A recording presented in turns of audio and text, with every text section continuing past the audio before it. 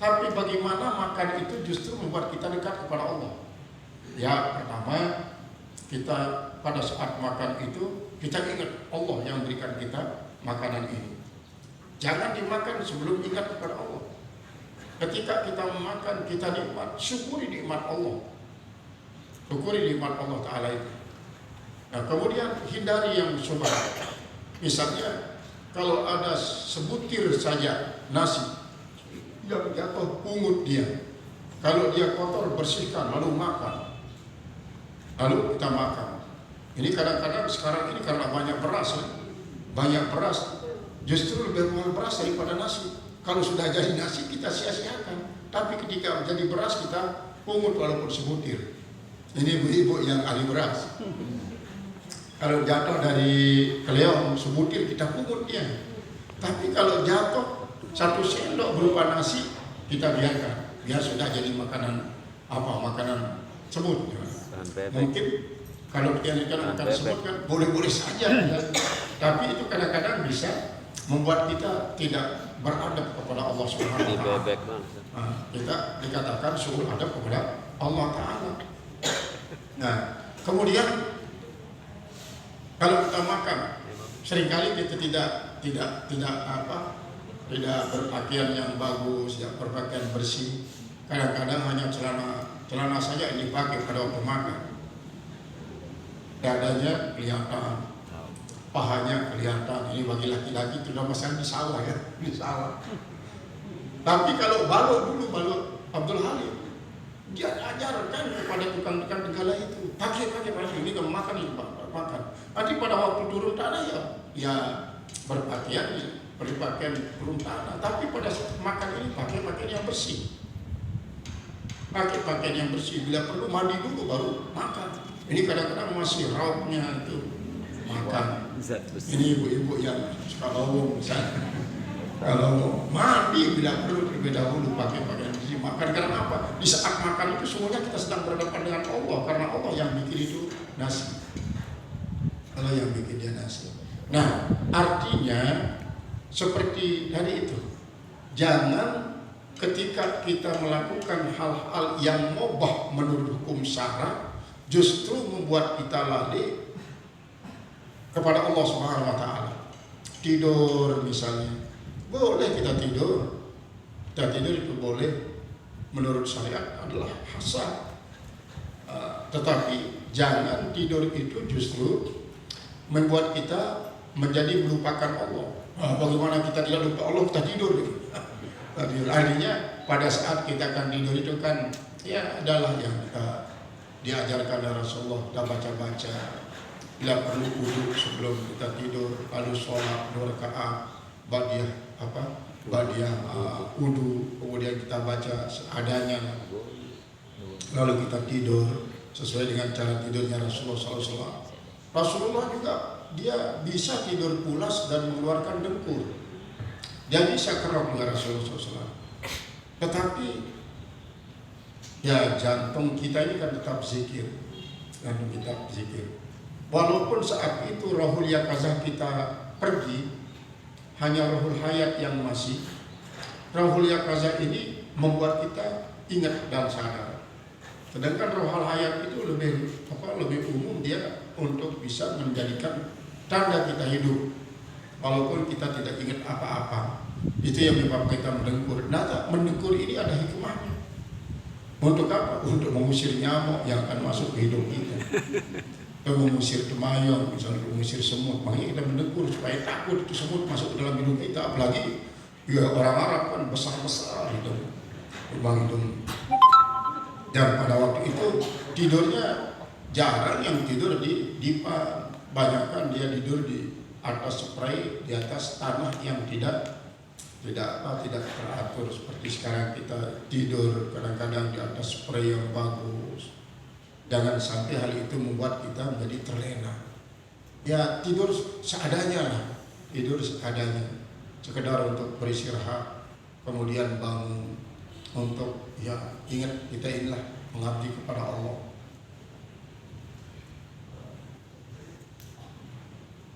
Wa in kana ba'du dzalika mubahan, dan sekalipun ada sebagian yang dipilihlah mubah biruhasi syar'i, pada kemudahan syar'i, diamati nas bagi kebanyakan manusia. Wa kana Ibrahim al-Khawwas, dan adalah Ibrahim al-Khawwas radhiyallahu anhu, mudah-mudahan Allah ridha daripadanya, yang perlu berkata, ala, perhatikanlah olehmu, inna hadhihi syahawati, sesungguhnya syahwat-syahwat semacam ini, allati azlamatil qulub, azlamat qulubal muta'abbidin, yang telah membuat gelapnya hati orang-orang yang beribadah, ba'da sifa'i nurihan, setelah bersih sinarnya, wa fatarat abdanahum ba'da ijtihadiyah, dan membuat menjadi berlibur, menjadi malas tubuh mereka setelah berjuangnya. Wa hajabat qulubahum, dan telah mendinding hati mereka, ba'da qurbiha, setelah dekatnya. Wa atalat amalahum ba'da kasriha, dan yang bisa memperpanjang akan angan-angan mereka setelah pendeknya angan-angan itu. Jadi yang dimaksud dengan panjang angan-angan di sini adalah keinginan-keinginan yang tidak mempunyai batasan.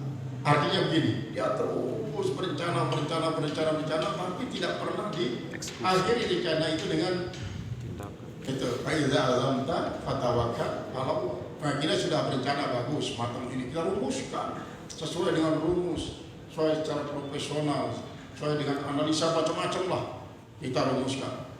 Nah, setelah itu kita tidak tawakal Allah. Nah, tawakal Allah itu merupakan batas.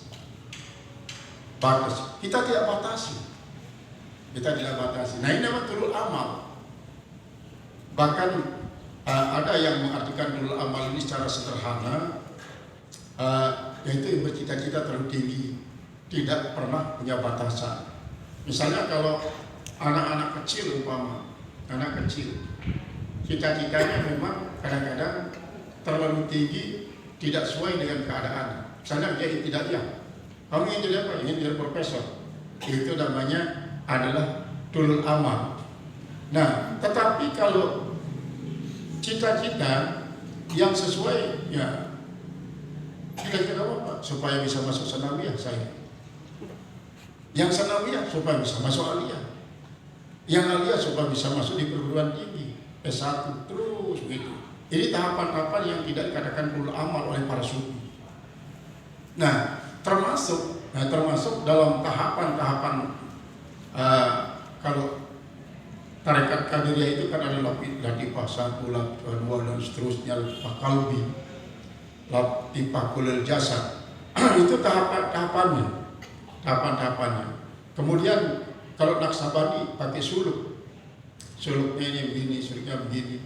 Dia nanti suluknya itu ada yang 4 hari. Ketika dia masuk di dalam di dalam tenda 4 hari, ada yang 7 hari itu sampai pada 44 hari, kemudian ada sampai 44 bulan, bahkan ada sampai 4 tahun. Ada yang penekun tarekat Naqsabandi itu di Keramajaya. Di Keramajaya itu Guru Kero namanya dia. Itu dia suluk di dalam tenda itu selama 7 tahun. Terus saya tanya, kalau ini yang masih muda-muda, cantik-cantik, yang gagah-gagah ini berapa? Ini paling dia mulai dari 4 hari. Lagi nanti tahun depan mungkin bisa ditambah menjadi 7 hari, terus ditambah menjadi 40 hari, kemudian jadi 4 bulan dan seterusnya. Nah, itulah yang tarekat Naqsabandi. Tahapan-tahapannya seperti itu. Qala al-musannif rahimahullah ta'ala, sehingga tidak dikatakan tulul amal lalu mau instan. Wa ansau bil makhlukina, dan mereka melupakan dengan makhluk ba'dal harbi minhum, setelah mereka lari daripada makhluk. Artinya ketika dia meninggalkan makhluk seperti tadi itu, apakah maknanya itu uzlah ataupun khalwat, atau maknanya dia tidak begitu terpengaruh oleh makhluk yang akan membuat dia menjadi mundur daripada keberadaannya yang sekarang. Misalnya begini, misalnya dia sudah makomnya begini, nah orang itu bisa terombang-ambing oleh keadaan makhluk. Ketika dia, seperti salah satu contoh bahwa ada orang yang mempermainkan dia lah, dia bilang. Ada orang yang mempermainkan dia. Misalnya dia diundang oleh seorang, kemudian begitu dia undang, dia datang. Ketika dia datang tempat diundang, dia disuruh pulang. Kalau diundang paling cepat. Masa kok tidak ada kerjaan lain apa daripada menghadiri undangan semacam ini? Pulanglah dia. Kalau dia sudah pulang, datang lagi. Ayo coba dijemputkan atau suruh dia datang ke sini. Sampai berkali-kali dia tetap saja perasaannya tidak berubah. Nah, perasaannya tidak berubah daripada ingat kepada Allah dan tidak berubah menjadi marah dan benci, maka itu berarti dia tidak terpengaruh oleh makhluk. Nah, itu yang maksudkan. Dia tidak terpengaruh oleh makhluk. Maka ketika dia terpengaruh oleh makhluk, berarti dia belum bisa meninggalkan makhluk. Jadi yang dimaksudkan meninggalkan makhluk itu meninggalkan pengaruhnya, sama dengan meninggalkan dunia. Meninggalkan pengaruh dunia yang akan membuat dia terhambat untuk usul kepada Allah. Itu maksudnya. Tetapi dia tidak bisa meninggalkan apa? Meninggalkan dunia. Karena Rasulullah mengatakan laisa bi khairikum man taraka dunya li akhiratihi wala man taraka akhiratahu li dunyahu.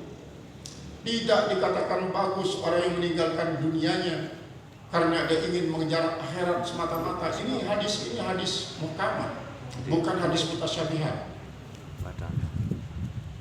Tidak juga dikatakan orang baik kalau dia meninggalkan akhiratnya semata-mata untuk dunianya. Tidak dikatakan baik. Jadi kalau begitu apa? Yang dimaksudkan, silahkan beraktivitas yang bersifat keduniaan, tapi jangan menjadi penghalang kita untuk melakukan keakhiratan. Silahkan melakukan keakhiratan sebanyak-banyaknya, tapi jangan membuat kita meninggalkan keduniaan. Karena hakikatnya dunia ini dibikin oleh Allah Subhanahu wa taala untuk menjadi ladang ibadah, maka tugas kita kan dua, sebagai abidullah dan khalifatullah.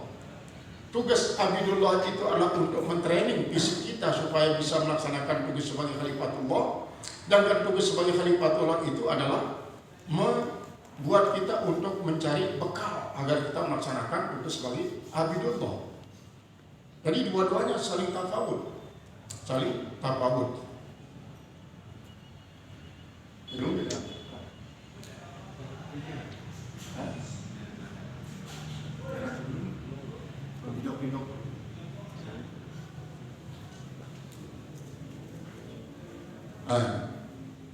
Kemudian watawata'ul firasa, dan mereka itu justru melekat dengan tempat tidur ba'da tarki, setelah dia meninggalkannya. Pasakat humud dunya bika'sin samiha, pasakat humud dunya, maka memberikan minum akan dia oleh dunia bika'si samiha, yaitu dengan gedah-gedah racunnya, dan gedah-gedah beracun. Panadaru ila zahiriha, maka mereka memandang kepada zahirnya, ba'da batinha, setelah dia memandang batinnya. Artinya dunia itu yang dipandang adalah hikmahnya, seharusnya hikmahnya. Untuk apa kita jadikan di dunia, dan untuk apa dunia ini buat kita? Untuk apa buat kita? Nah, setelah itu kita manfaatkan dunia ini. Ad-dunya mazratul akhirah. Dunia ini adalah merupakan tempat bercocok tanamnya kita untuk kita panen di akhirat nanti. Sehingga dengan demikian dunia adalah sebagai alat, bukan tujuan.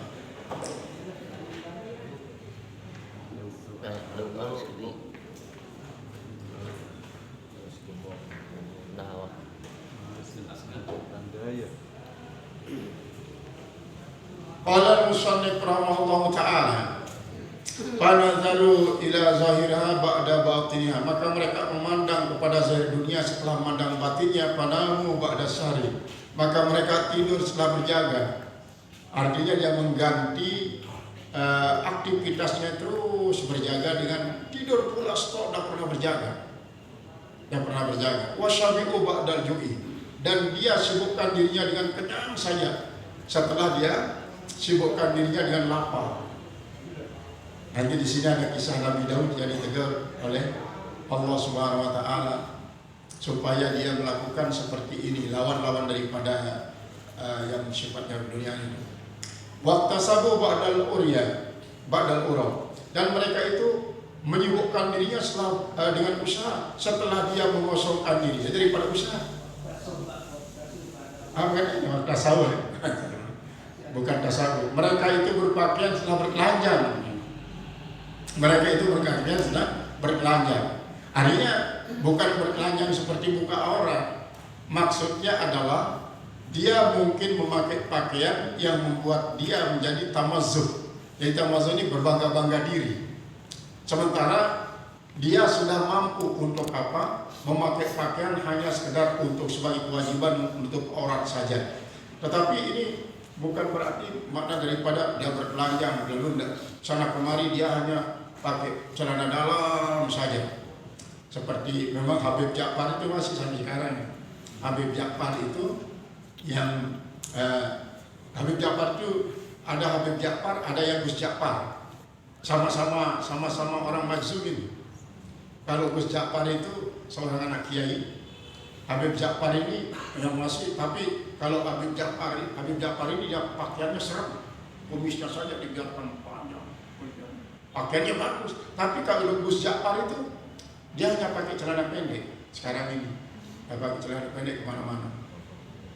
Nah, artinya waktu tasawuf ba'dal urya, yaitu mereka itu berpakaian setelah dia bertelanjang. Maksudnya bukan seperti tadi bertelanjang tanpa pakai pakaian. Kemudian ada juga Habib Abu Bakar. Masih sekarang Habib Abu Bakar tidak pernah pakai baju dia juga, tidak pakai topi. Kalau pun dia diundang ke acara-acara besar, dia tidak pakai baju. Sama dengan perjalanan hidupnya dulu Kiai Lelur itu juga kan cucu daripada Kiai Halil Bangkalan. Kiai Halil Bangkalan ini Habib sebenarnya, tapi ya sudah menyatu dengan masyarakat, kehabibannya itu dibuang. Kiai Lelur itu dia tidak pernah juga pakai pakaian, tetapi dia wiridnya di dasar laut. Seringkali dia bisa dijaring oleh para pelaut. Pernah seorang pengusaha Madura yang buka restoran di Amerika, kan biasanya kalau pada waktu libur dia ini liburannya di pantai pas jaring. Begitu dia lepas jaringnya, Kiai Lelur yang kedapatan. Tapi dia takut, dia betul-betul lari. Takut, karena dia tahu kan. Nah, setelah itu dia lepaskan jaringnya, kembali beliau di dasar laut. Kiai Lelur ini, Halilur Rahman namanya, sama dengan kakeknya Halilur Rahman. Nah, begitu dia pulang ke Madura, ini kan orang yang saya dapatkan di jaring di Amerika dulu. Ada di Amerika. Nah, ini yang bercerita kisah ini adalah Ustaz As'ad. Ustaz As'ad ini dari Madura yang di Mesir. Nah, itu betul-betul anak itu luar biasa ya. Artinya dia anak orang miskin. Orang tuanya meninggal di Mekah jadi tenaga kerja. Tapi di Mesir dia tidak pernah pakai pakaian yang kainnya begitu yang lusuh-lusuh.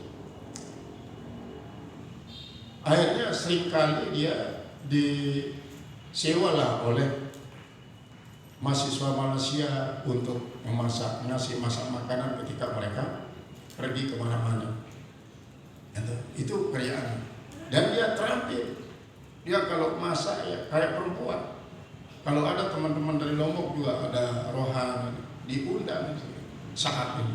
Dia yang bercerita di Madura juga beliau itu Halil Rahman ini dia juga sering dijaring oleh para nelayan. Begitu dia naik, kok beliau, nah kalau sudah begitu bakalan dia sudah akan mendapatkan ikan banyak. Jadi Habib Abu Bakar ini mirip rupanya dengan Kiai Ledur itu. Nah, ini artinya adalah orang-orang yang meninggalkan berpakaian dengan bertelanjang. Yang tadinya sudah bertelanjang digantikan dengan berpakaian. Maka maknanya seperti tadi, tetap menutup aurat tetapi pakaiannya bukan sebagai zinah yang membuat yang jadi membangga-banggakan pakaian. Bagaimana dengan Hasan Basri misalnya? Hasan Basri. Nah justru Hasan Basri itu dia justru memakai pakaian yang mewah, tidak berganti pakaian setiap hari. Tidak pernah. Nah, di sini orang tua kita yang begitu termasuk Al-Makturah dan Ridwan. Dia tidak pernah pakai pakaian lusuh dan tidak pernah juga turun sawah. Yang kedua Al-Makturah, Nini Guru Muhammad. Kemudian Mami Raji Ahmad. Beliau itu selalu pakai pakaian yang dan dia sendiri yang membersihkan pakaiannya. Seolah-olah dia tidak percaya kepada orang kalau dicucikan. Ini kayak Hasan Basri. Ketika ditanya Hasan Basri, kenapa kok Tuan saya kan biasanya sufi itu senantiasa pakaiannya lusuh-lusuh, yang ruming-ruming. Kok Tuan ini setiap hari berganti pakaian yang bagus-bagus saya ingin wirid li izhari athari nikmatillah, untuk menampakkan pengaruh daripada nikmat Allah. Jadi saya bersyukur untuk menunjukkan nikmat Allah Ta'ala, bukan untuk bermegah-megah supaya dianggap orang gagah dan lain sebagainya. Sama juga dengan itu Imam Maliki, apalagi kalau beliau kan sebagai ahli hadis. Jadi pada saat dia berpakaian bagus itu adalah tujuannya untuk menghargai Rasulullah yang dibaca sabda-sabdanya itu. Qala al-musannif rahimahullah ta'ala wa qala Abu Sulaiman Ad-Darani. Telah berkata Abu Sulaiman Ad-Darani. Jadi Sulaiman Ad-Darani berbeda dengan Muhammad bin Muhammad Ahmad Ad-Darini. Kalau Ahmad Ad-Darini itu ahli ilmu faraid yang menulis hasyiah matan Rabiah ini, Sarah Rabiah. Muhammad bin Ahmad Ad-Darini. Al-Ini Al-Darani. Apa yang dikatakan oleh beliau radhiyallahu anhu, mudah-mudahan oleh ridha daripadanya. Auhallahu ta'ala ila Daud, telah mewahyukan oleh Allah Subhanahu wa taala kepada Nabi Daud alaihi salatu wassalam. Mudah-mudahan rahmat Allah atasnya dan keselamatan. Apa katanya?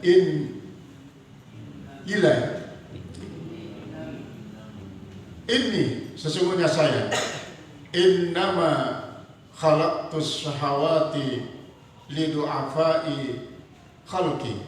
Kata Allah, firman Allah kepada Nabi Daud, sesungguhnya hanya saya menjadikan akan syahwat itu adalah lidu'afai khalqi, untuk makhluk yang lemah-lemah, Fa iyyaka an tu'alliqa qalbaka minha, maka takutlah kamu untuk menggantungkan hatimu daripadanya, daripada syahwat itu, bisyai'in dengan sesuatu. Fa aisarama, apa katanya ini? Fa'aisara ma'u'apika atau kika, fa'aisara ma'u'akibuka bihi, maka paling mudah apa yang saya menghukum engkau dengannya,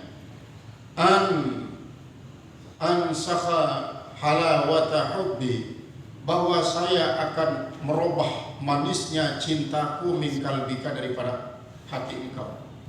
Artinya kata Allah kepada Nabi Daud, yang paling enteng hukuman yang saya akan berikan kepada engkau adalah saya akan menggantikan manisnya cinta saya kepadamu.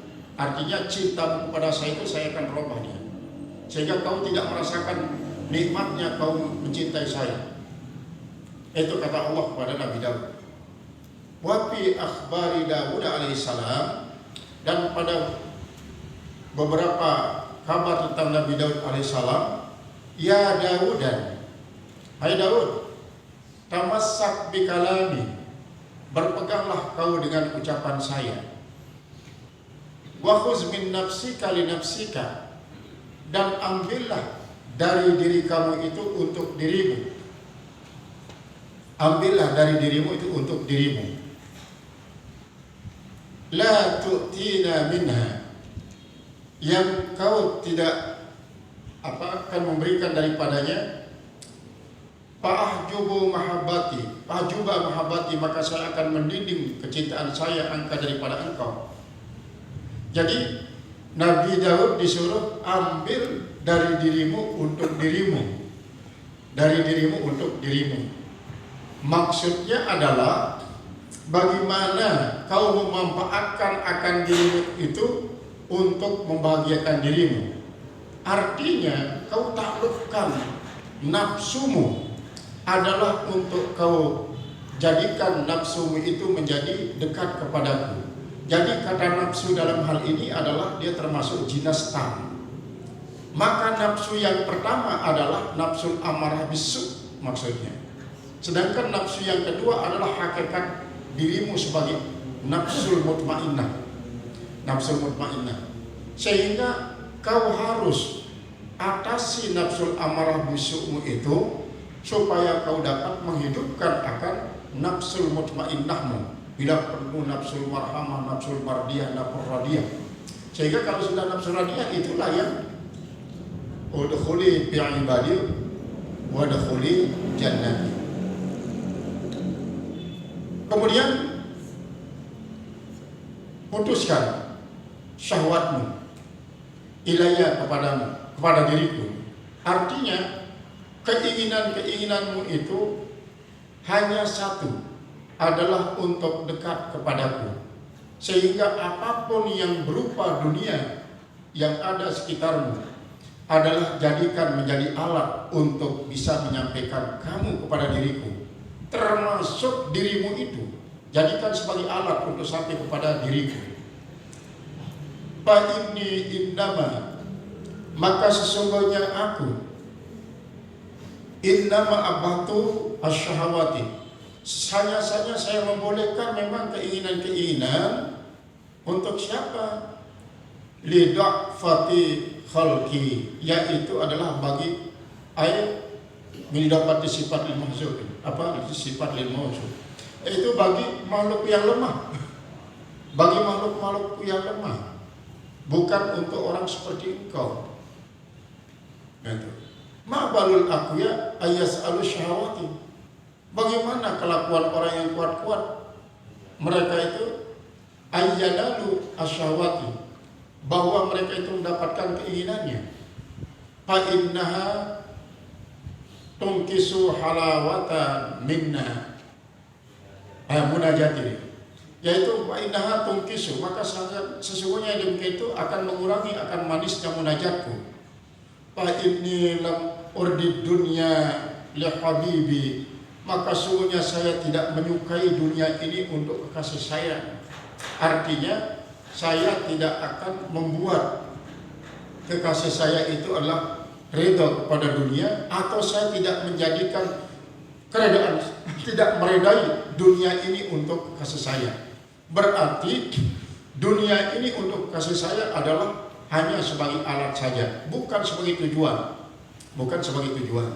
Sehingga seorang kekasih Allah, dia tidak pernah redha kalau diombang-ambingkan oleh keinginan dunia, tetapi justru dia yang mengombang-ambingkan dunia, sehingga dia jadikan dunia itu adalah sebagai kuda yang akan menyampaikan dia kepada tujuannya, kepada alamatnya. Wa nuzhatihi an hadan, kebersihannya daripadanya. Ya Daud, wahai Daud, la taj'al baini wa bainaka aliman sukranan, yaitu janganlah kau jadikan antaraku dan antara dirimu seorang alim yang mabuk bihubbiha, dengan mencintainya, mencintai dunia itu, yaitu yang yujibuka bisyukrihi, yang dapat mendidik kau dengan mabuknya, an mahabbati, daripada cintanya, cinta kepadaku. Ulaika qatta'ut tariqi ala ibadi al-muridin, mereka itu adalah para pemutus-mutus jalan atas hamba-hambaku yang menginginkan. Ista'in ala tarki syahwati, maka minta tolong kau atas meninggalkan syahwat. Dengan apa? Bi'idmani saumi, dengan mengabadikan puasa. Makanya puasa Nabi Daud itu sehari. Abdalus siyam syamu Daud. Puasa yang paling abdal adalah puasa Daud, yang sehari puasa, sehari tidak, sehari puasa, sehari tidak. Nah, itu perintah atas Nabi Daud. Maka banyak memang umat Muhammad, walaupun dia tidak masuk dalam dunia hakikat, tetapi justru dia menekuni ini, menekuni akan puasa sehari tidak, puasa Nabi Daud. Menekuni puasa Nabi Daud itu. Ya Daud, katanya, wahai Daud, tuhabbib ilayya bima'adati nafsika, maka kau harus cinta kepadaku dengan memusuhi akan nafsu. Artinya apa? Kalau kau memang cinta kepadaku, musuhi nafsu. Wamna'a asyahwati, lalu tegaklah dia daripada keinginan-keinginannya, jangan layani keinginannya. Anzur ilaika, niscaya dengan demikian saya akan memandang kepadamu. Kalau tidak, ya tidak. Itu.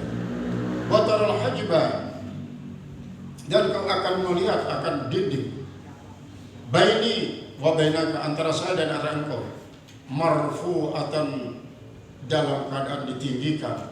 Kalau kau tidak bisa menguasai syahwatmu, maka berarti tembok yang memisahkan antara aku dan kau itu semakin tinggi, semakin tinggi. Ini pesan daripada Allah pada Nabi Daud alaihissalam. Wa qala Ibrahim bin Adham. Nah, ini nanti Ibrahim bin Adham sebagai salah satu figur yang memang sebelumnya bergelimang dengan hal-hal yang bersifat keduniaan, lalu dengan ada ilham dari Allah lewat seekor gagak yang mengantarkan dia kepada tasawuf yang sesungguhnya, Ibrahim bin Adham ini.